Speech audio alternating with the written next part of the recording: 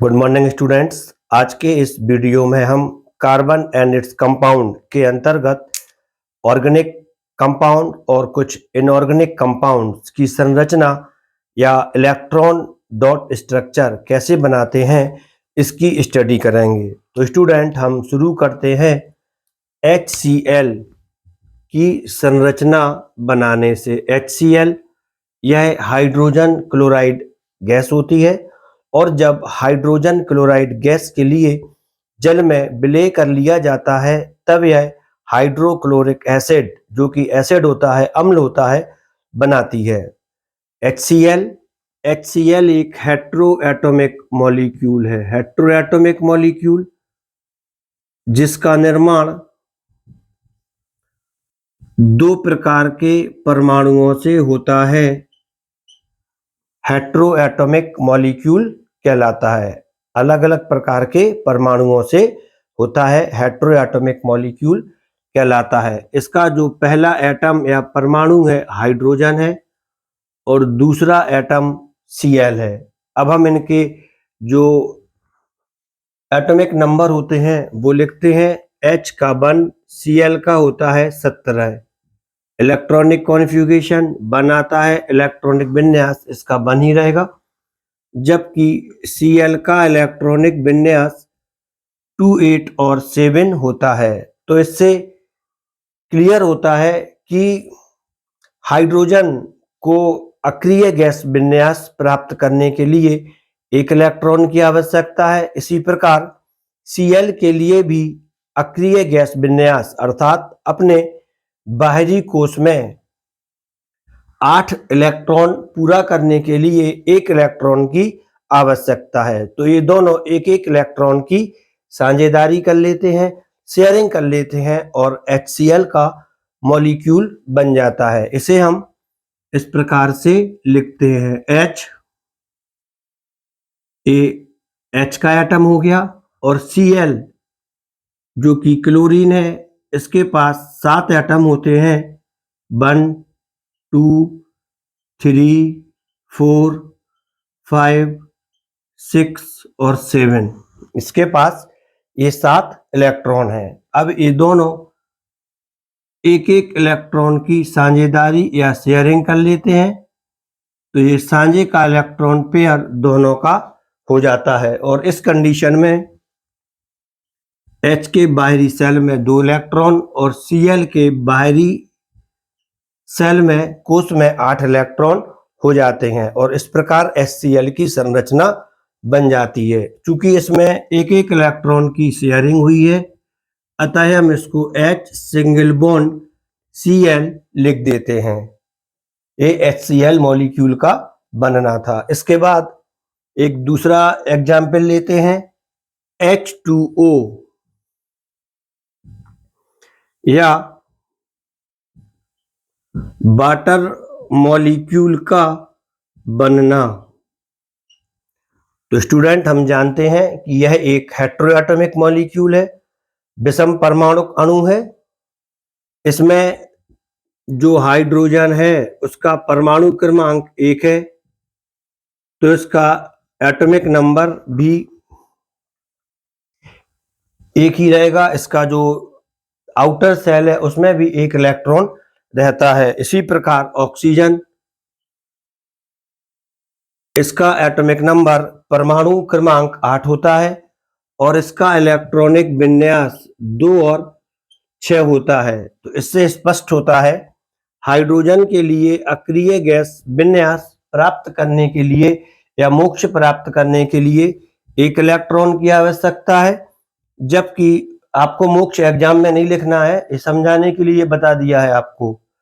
और जबकि जो ऑक्सीजन होती है, ऑक्सीजन को अपने बाहरी कोश में 8 इलेक्ट्रॉन प्राप्त करने के लिए 2 इलेक्ट्रॉन्स की आवश्यकता है, क्योंकि इसके बाहरी कोश में 6 इलेक्ट्रॉन होते ही हैं या हैं। इस कंडीशन में जो ऑक्सीजन होती है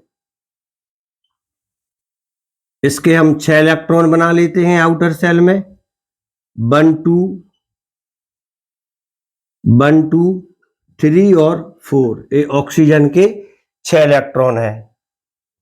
इसी प्रकार हाइड्रोजन, ये हाइड्रोजन का इलेक्ट्रॉन, H इसमें 2 है तो ये दूसरा वाला H भी लिख लिया, ये हाइड्रोजन का इलेक्ट्रॉन। अब ये दोनों इलेक्ट्रॉन यहाँ से शेयरिंग कर लेते हैं, ये वाला इलेक्ट्रॉन इस तरफ से शेयरिंग कर लेता है, तो इस प्रकार की स्ट्रक्चर बन जाता है। इसमें इस हाइड्रोजन के पास ये 2 इलेक्ट्रॉन हो जाते हैं, इस वाले हाइड्रोजन के पास भी 2 इलेक्ट्रॉन हो जाते हैं, और जो सेंट्रल एटम होता है बीच में ऑक्सीजन, इसके पास 2, 2, 4, 5, 6, 7, 8 कुल मिलाकर 8 इलेक्ट्रॉन हो जाते हैं और यह अक्रिय गैस विन्यास प्राप्त कर लेता है। तो स्टूडेंट्स ये बिल्कुल सिंपल है।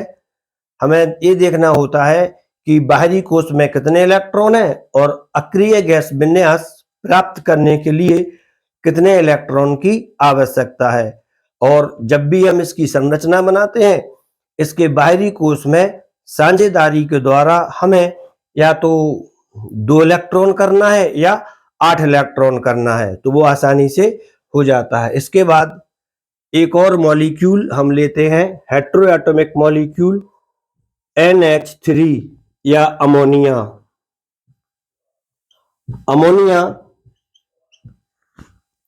हेटेरोएटॉमिक मॉलिक्यूल है क्योंकि इसमें नाइट्रोजन और हाइड्रोजन है। नाइट्रोजन यदि हम इसका एटॉमिक नंबर लेते हैं, ये 7 आता है और 7 के साथ ये 2 और 5 इसका इलेक्ट्रॉनिक विन्यास हो जाता है। इसके बाद H एटॉमिक नंबर 1, इलेक्ट्रॉनिक विन्यास 1 होता है। तो क्लियर है, नाइट्रोजन के आउटर सेल में 5 इलेक्ट्रॉन है, जिसे अक्रिय गैस विन्यास प्राप्त करने के लिए 3 इलेक्ट्रॉन की आवश्यकता है। इसी प्रकार हाइड्रोजन के आउटर सेल में 1 इलेक्ट्रॉन है और इसे अक्रिय गैस विन्यास प्राप्त करने के लिए 1 इलेक्ट्रॉन की आवश्यकता है। तो अब एक इस प्रकार से आपस में बॉन्ड बनाते हैं, सहसंयोजक बॉन्ड बनाते हैं कि दोनों का अक्रिय गैस विन्यास प्राप्त हो जाता है। तो इसके लिए हम सबसे पहले नाइट्रोजन लिखते हैं और नाइट्रोजन के जो 5 इलेक्ट्रॉन होते हैं आउटर सेल में वो लिखते हैं 1, 2, 3, 4, 5। दोनों एटम के इलेक्ट्रॉन अलग अलग करके हमने बना दिए हैं। इसका मतलब ये नहीं है कि यदि हमने ऑक्सीजन के लिए डार्क इलेक्ट्रॉन बना दिए तब इसको हम किसी दूसरे एलिमेंट के लिए नहीं बना पाएंगे। नाइट्रोजन का इलेक्ट्रॉन इस तरफ से बना दिया हमने और जो हाइड्रोजन का इलेक्ट्रॉन है इस प्रकार से बना दिया। इसी प्रकार यहाँ पर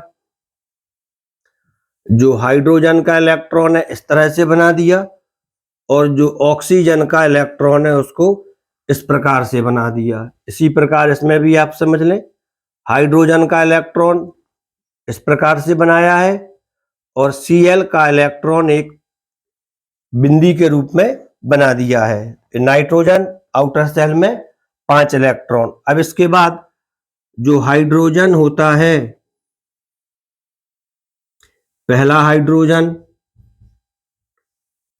दूसरा हाइड्रोजन और ये तीसरा हाइड्रोजन, इस प्रकार से हमने बना दिया है। और इसके बाद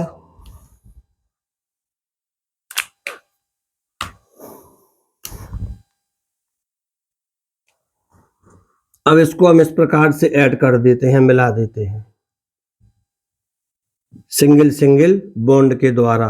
तो क्लियर है, ये हमारा जो बॉन्ड बनता है N रहेगा, एक single bond H, single bond H, single bond H, और जो ये इलेक्ट्रॉन शेष रहते हैं, ऑक्सीजन के पास भी शेष है वाटर में, नाइट्रोजन के पास भी शेष है, ऐसे electron lone pair of electron कहलाते हैं या इन्हें हम एकाकी इलेक्ट्रॉन युग्म कहते हैं। लोन पेयर ऑफ इलेक्ट्रॉन, ये एकाकी इलेक्ट्रॉन युग्म कहलाते हैं।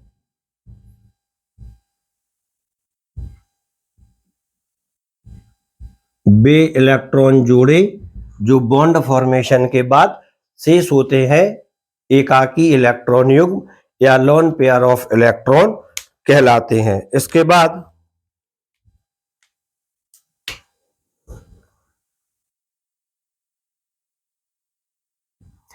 इस ऑक्सीजन के पास भी देख लें, इसके पास 2 लोन पेयर ऑफ इलेक्ट्रॉन है।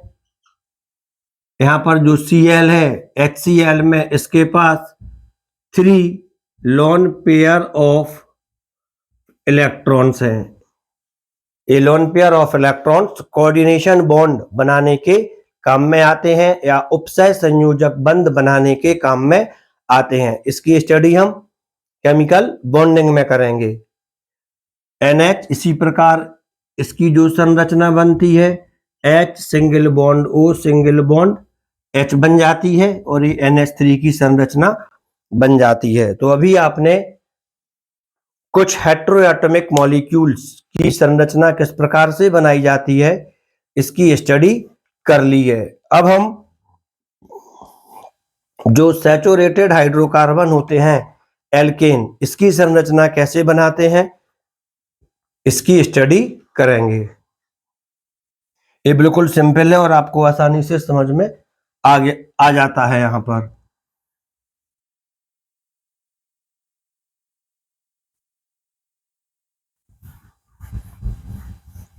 एल्केन सैचुरेटेड हाइड्रोकार्बन, संतृप्त हाइड्रोकार्बन एल्कीन,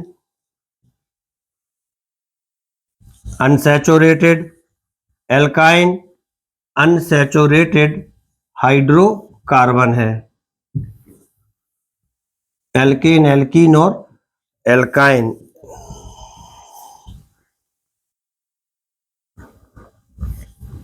इनकी संरचना कैसे बनाते हैं अब हम इसकी स्टडी करेंगे। सबसे पहले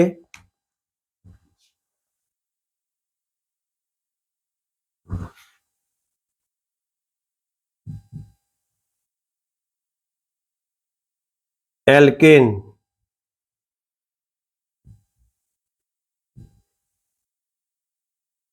एल्केन की संरचना। अब आप देखें, जैसे ही आप इसका नाम लिखते हैं और एल्केन ANE आता है, आपको समझ जाना चाहिए ये सारे यौगिक सिंगल बॉन्ड रखते हैं, अर्थात इसमें जो भी बॉन्ड रहेगा सिंगल बॉन्ड रहेगा और कार्बन की जो भी संयोजकता होती है वह सिंगल बॉन्ड के द्वारा सैचुरेटेड रहती है या होती है। हाइड्रोकार्बन होते हैं एल्केन, तो जो भी एलिमेंट इससे दूसरा जुड़ेगा कार्बन से वह कौन सा होगा, वह भी हाइड्रोजन रहेगा और हाइड्रोजन के अलावा इससे दूसरा एलिमेंट नहीं जुड़ेगा। और दूसरी चीज, इनका जो सूत्र होता है CnH2n+2 होता है। जब इसमें हम n=1 लिखते हैं तब यह CH4 आता है और यदि इसमें हम n=2 लिख देते हैं तब यह C2H6 आता है। 3 लिख देते हैं C3H8 आता है। कैसे लिखते हैं इसका अध्ययन हम पहले वाले वीडियो में कर चुके हैं। N1, यहाँ पर भी 1, 2 × 1, 2 + 2 = 4। अब इसका नाम होता है मैथेन। एक कार्बन है, सिंगल बॉन्ड है, इसका नाम एथेन। C3H8, इसका नाम आता है प्रोपेन। अब इसकी हमें संरचना बनानी है। सबसे पहले मैथेन की संरचना।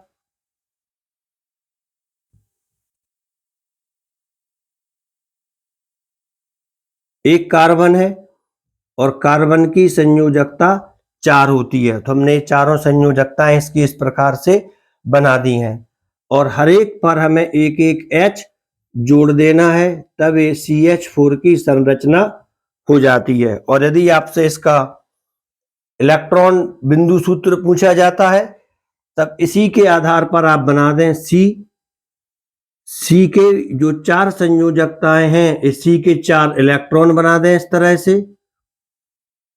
यहां पर लिख दें, चारों जगह H H लिख दें और हर जगह H का एक एक इलेक्ट्रॉन बनाकर शेयरिंग दिखा दें, साझेदारी दिखा दें। H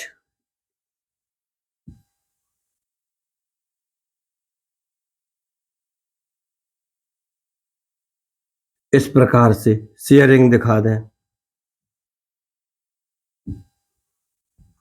ये आपकी ये संरचना को व्यक्त करता है। तो ये CH4 का संरचना और ये इसका इलेक्ट्रॉन बिंदु सूत्र बन जाता है। ये आप बिल्कुल सरल है, आप इसको आसानी से बना सकते हैं। इसके बाद जो दूसरी चीज आती है एथेन। एथेन, इसमें 2 कार्बन होते हैं।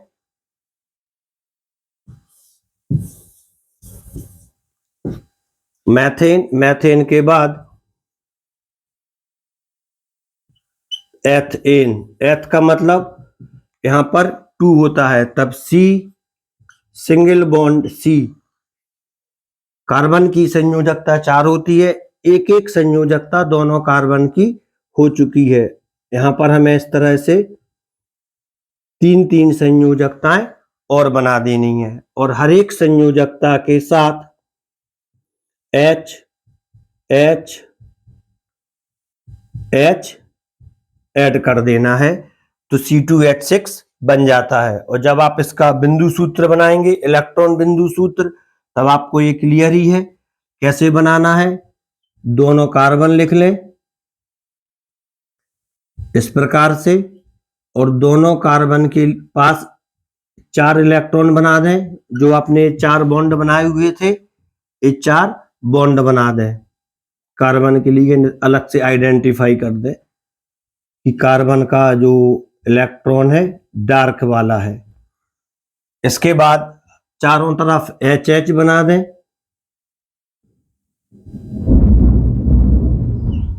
H H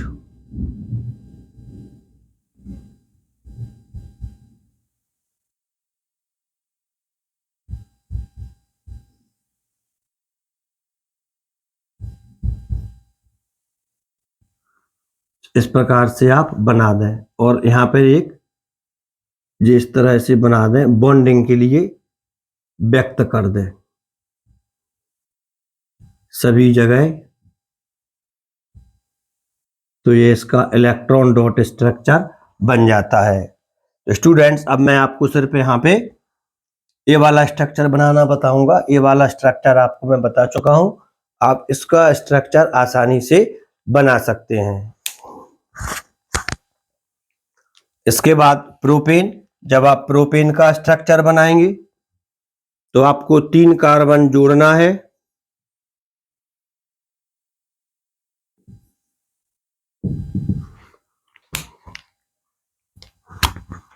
ये पहला कार्बन, दूसरा कार्बन और तीसरा कार्बन।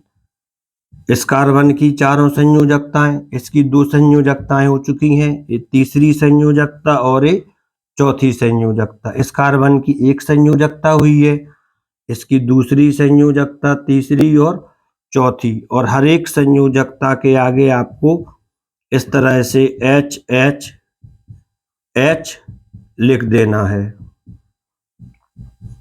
ये इसकी संरचना बन जाती है। अब आप इसको यदि कंडेंस रूप में लिखना चाहते हैं, तब इस कार्बन के पास नंबर 1 कार्बन को देखें, इसको नंबर 2 और इसको नंबर 3। पहले कार्बन के पास 3 हाइड्रोजन है, तो आप इसको लिख दें CH3। दूसरे के पास 2 हाइड्रोजन है, सिंगल बॉन्ड CH2। तीसरे के पास 3 है, आप इसको लिख दें CH3। तो ये आपका कंडेंस फार्मूला बन जाता है और ये संरचना भी बन जाती है। आप इसकी इस प्रकार से संरचना भी बना सकते हैं CH3 की। यहाँ पर एक C और लगा दें और जोड़ के इससे चारों H जोड़ देंगे तो आपकी ये संरचना भी बन जाती है। इसके बाद एल्कीन और एल्काइन की संरचना कैसे बनाते हैं, इसकी स्टडी करेंगे। एल्केन,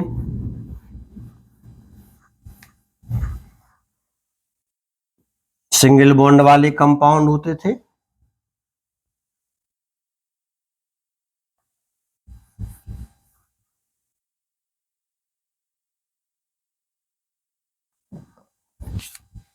एल्कीन,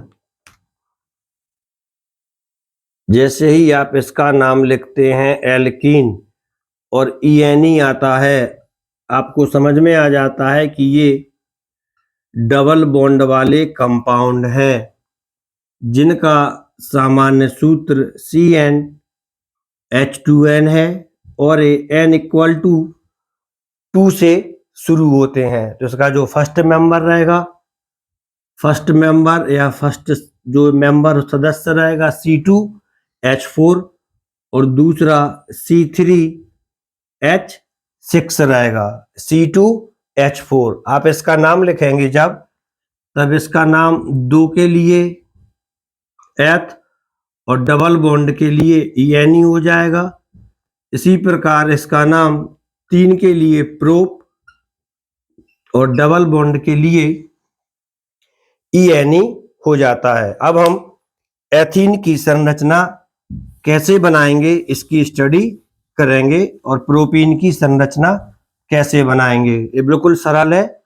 आप सबसे पहले 2 कार्बन इस तरह से लिख दें और एक डबल बॉन्ड होता है, इनके बीच में एक डबल बॉन्ड लगा दें। अब देखें कि कार्बन की संयोजकता 4 होती है, जिसमें से 2-2 संयोजकताओं का हमने यूज कर लिया है। अब शेष 2 संरचनाएं इस प्रकार से बना दें और इस पर हाइड्रोजन और हाइड्रोजन जोड़ दें, तो ये किसकी संरचना बन जाती है?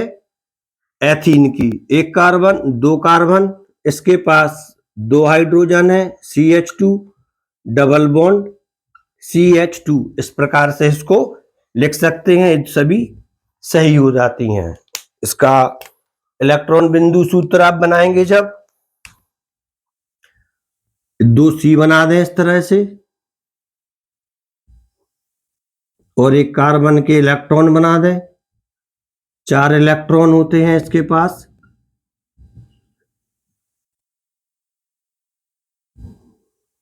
चारों इलेक्ट्रॉन इसके बन चुके हैं। यहां पर H H H H लिख दें। H का इलेक्ट्रॉन इस तरह से बना दें।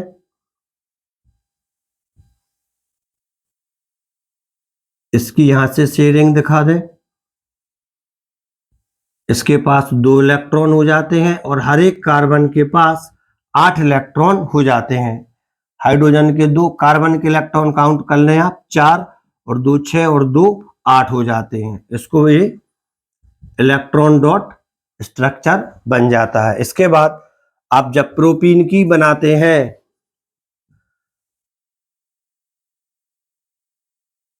जब आप प्रोपीन की संरचना बनाते हैं, तब आपको 3 कार्बन लिखना है।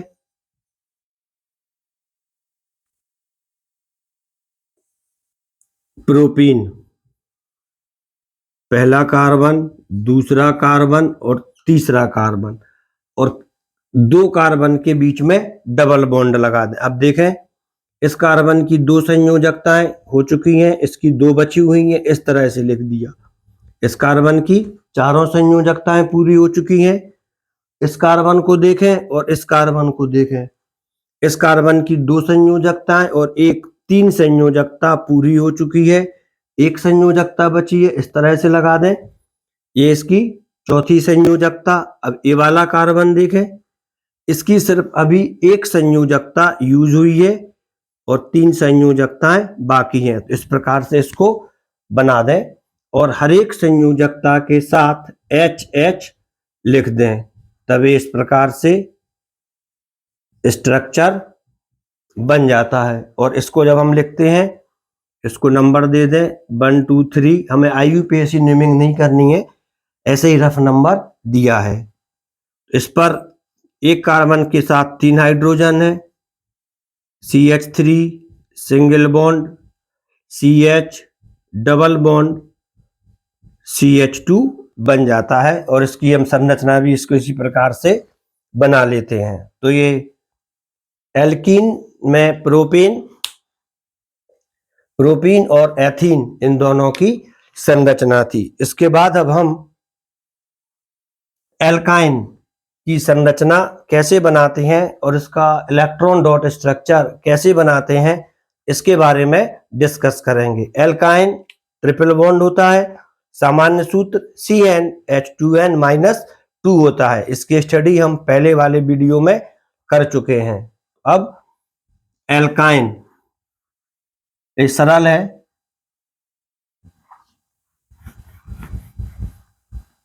और अब हम कुछ आगे वाले मेंबर अब एल्काइन में लेते हैं। एल्काइन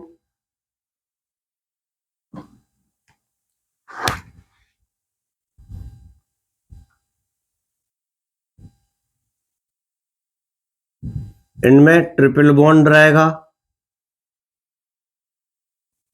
और जो सामान्य सूत्र होता है, जनरल फार्मूला होता है CnH2n-2 होता है। इनका जो पहला सदस्य होता है n=2 से प्रारंभ होता है, तब इसको हम लिखते हैं C2H2n4-2 C2H2। इसके बाद हम लिख देते हैं n=4, तब ये आता है C4H, 4 2 जा 8 -2 6 C4H6। अभी हम इन दोनों की संरचना बनाते हैं। C2H2 2 कार्बन है, एथाइन कहलाएगा। C4 4 कार्बन है, 4 के लिए ब्यूट, ट्रिपल बॉन्ड के लिए आयन, ब्यूटाइन कहलाएगा। तो सबसे पहले एथाइन की संरचना।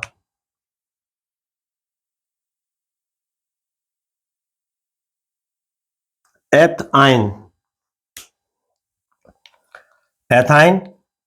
2 कार्बन है, C दोनों के बीच में ट्रिपल बॉन्ड लगा दें और C दोनों कार्बन की 3-3 संयोजकताएं पूरी हो जाती हैं, एक एक संयोजकता बचती है, इसको आप H और H से संतुष्ट कर दीजिए।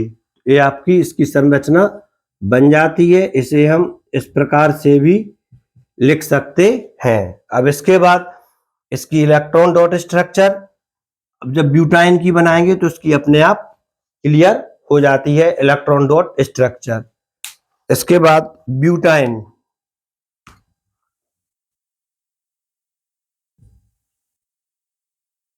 जब ब्यूटाइन की आप संरचना बनाते हैं तब आपको 4 कार्बन लिखना है, 1 2 3 4, और इसमें एक कार्बन ट्रिपल बॉन्ड वाला है तो एक साइड वाला हमने ट्रिपल बॉन्ड वाला कर दिया। अब इसकी संयोजकताएं, इस कार्बन की 3 संयोजकता, एक बची हुई है।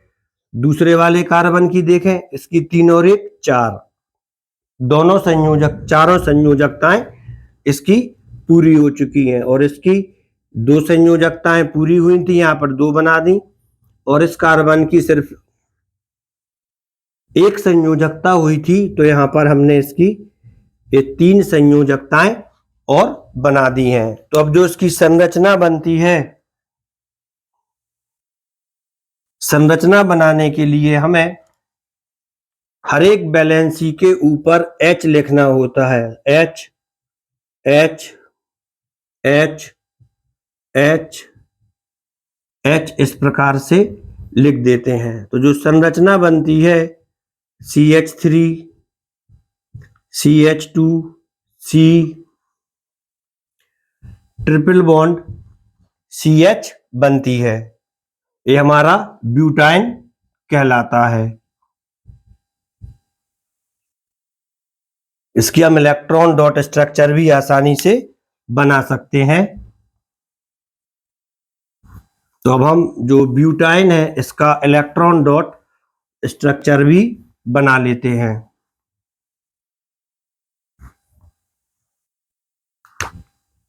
इसमें 4 कार्बन है,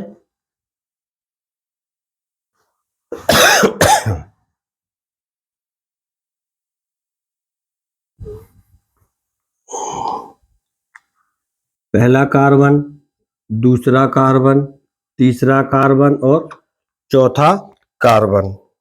पहले कार्बन के पास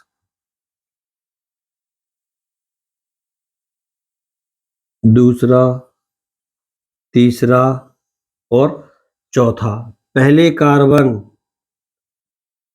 3 और 1 4 इलेक्ट्रॉन, इसके पास 1 2 3 और 1 4 इलेक्ट्रॉन, 1 2 3 और 1 4 इलेक्ट्रॉन, इसके पास 1 2 3 और 1 4 इलेक्ट्रॉन। ये पूरे इलेक्ट्रॉन हमने इनके बना दिए हैं। अब इसके बाद यहाँ पे ट्रिपल बॉन्ड की शेयरिंग हुई थी, यहाँ पर H ये वाली शेयरिंग हुई, इन दोनों के बीच में शेयरिंग और इन दोनों के बीच में शेयरिंग हुई। यहाँ पर H से शेयरिंग साझेदारी, यहाँ पर इस वाले H से साझेदारी, 3 H है, 1 2 और 1 3, इन तीनों H से इसकी साझेदारी हो जाती है। तो जो हमारा संरचना आई थी CH3 CH2 C triple bond CH, इसका इलेक्ट्रॉन डॉट स्ट्रक्चर बन जाता है। इसके बाद इसमें एक लास्ट पॉइंट और होता है cycloalkane. Cycloalkane propane cyclopropane cyclobutane cyclopentane होती है और इनकी संरचना यदि हम त्रिभुज बना देते हैं तो ये साइक्लोप्रोपेन कहलाता है चतुर्भुज, ये साइक्लोप्रोपेन, ये साइक्लोब्यूटेन कहलाता है, ये साइक्लोपेंटेन है और ये साइक्लोहेक्सेन है। इस प्रकार से इसकी संरचना बनती है और इनकी संरचना की जो डिटेल स्टडी है वो हम नेक्स्ट वीडियो में करेंगे। तो स्टूडेंट्स, ये आपकी समझ में आ गया है कि आपको किस प्रकार से ये संरचनाएं बनाना है। तो आप इस वीडियो के लिए लाइक कर लें और चैनल के लिए सब्सक्राइब कर लें, जिससे आपका कोई कॉन्सेप्ट छूटे नहीं, कोई पॉइंट आपका मिस ना हो और आप लगातार मेरे साथ जुड़े रहें। Thank you.